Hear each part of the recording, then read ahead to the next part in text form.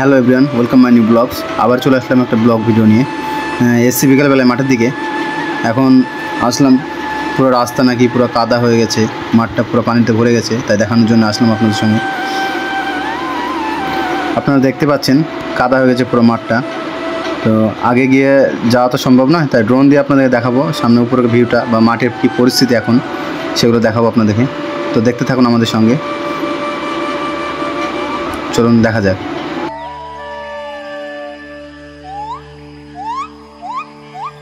আপনাদেরকে দেখাবো ড্রোন দিয়ে, যতটুকু পারবো লাস্ট পর্যন্ত নিয়ে যাব।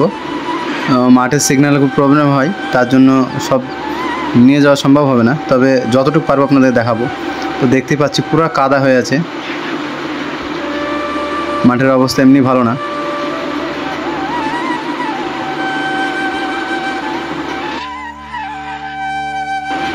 তবে আপনাদের মনে প্রশ্ন থাকতে পারে যে এটা কোথাকার মাঠ। এটা হচ্ছে গোহাটা রত্তলাপাড়া মাঠ। মাঠটা দুই সাইডে পড়ে, এক সাইডে রত্তলাপাড়া, এক সাইডে গোহাটা। তবে এখন আছি আমরা রত্তলাপাড়া ডরে।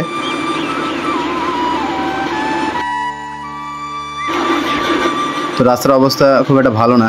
তো দেখতে পাচ্ছেন সামনে যে পাইপগুলো পড়ে আছে, রাস্তার কাজ চলছিল, এখন পাটের সিজন, রাস্তায় কাজ বন্ধ হয়ে আছে।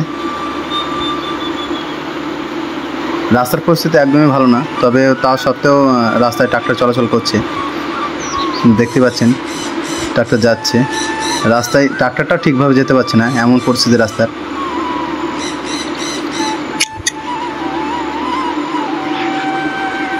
ট্রাক্টর যাওয়ার পরিস্থিতি নেই, তা সত্ত্বেও ট্রাক্টর নিয়ে যাচ্ছে, কারণ চাষিদেরকে একটা পাট চাষ তুলতে হবে, এই কারণে ট্রাক্টরটা খুব জরুরি নিয়ে যাওয়া, তার জন্য নিয়ে যাচ্ছে।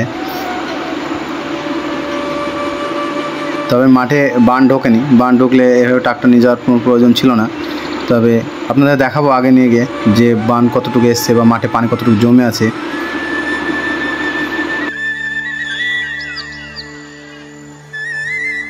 তো আগে নিয়ে যাচ্ছি, দেখতে পাচ্ছেন আমাদের মাঠে এটা বোলতলা বলে, বোল গাছ আছে তার জন্য বোলতলাই বলে একে। আগেও নিয়ে যাব, আগেরটাও দেখাবো কতটুকু পানি জমে আছে ওই সাইড দিকে, আগের দিকে দেখতে পাচ্ছেন কীভাবে পানি জমে আছে। তবে এটা মাঠের প্রায় খালের শেষের দিকটা। রাস্তা যখন কমপ্লিট হয়ে যাবে তখন আশা করি চাষি ভাইদের জন্য খুব উপকারী হবে। পাটের সিজনে খুব অসুবিধাই হয় চাষি ভাইদের পাট তুলতে, রাস্তাঘাট খুব একটা ভালো না। তবে আশা করছি পাট সিজন শেষ হয়ে গেলে রাস্তাঘাট ঠিক হয়ে যাবে।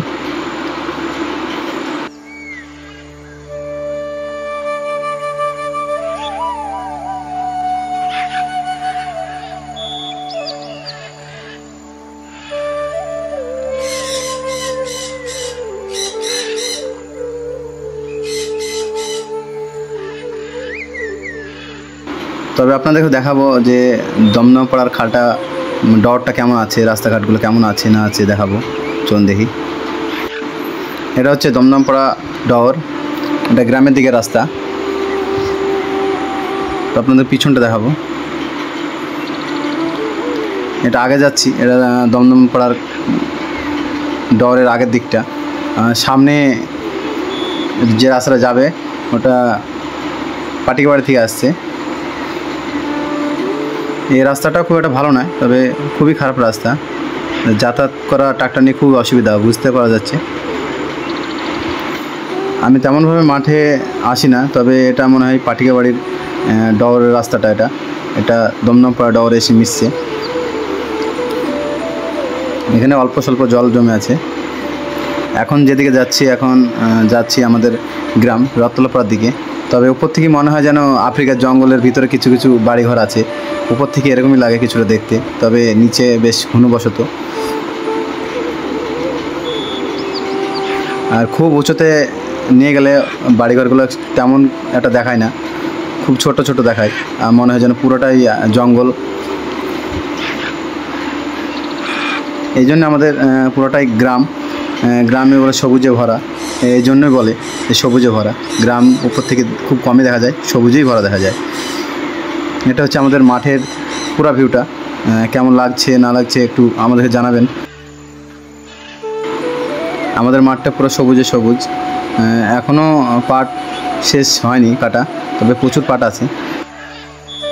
আমাদের ভিডিওটা কেমন লাগলো কমেন্ট করে জানাবেন। আর আমাদের চ্যানেল নতুন হয়ে চ্যানেলটি সাবস্ক্রাইব করে বেল আইকন বাজিয়ে পাশেই থাকবেন। আর ভিডিওটা ভালো লাগলে ভিডিওটা শেয়ার করে অন্যজনকে দেখানোর সুযোগ করবেন। আর কে কোথা থেকে ভিডিওটা দেখছেন একটু কমেন্ট বক্সে কমেন্ট করে জানিয়ে যাবেন প্লিজ।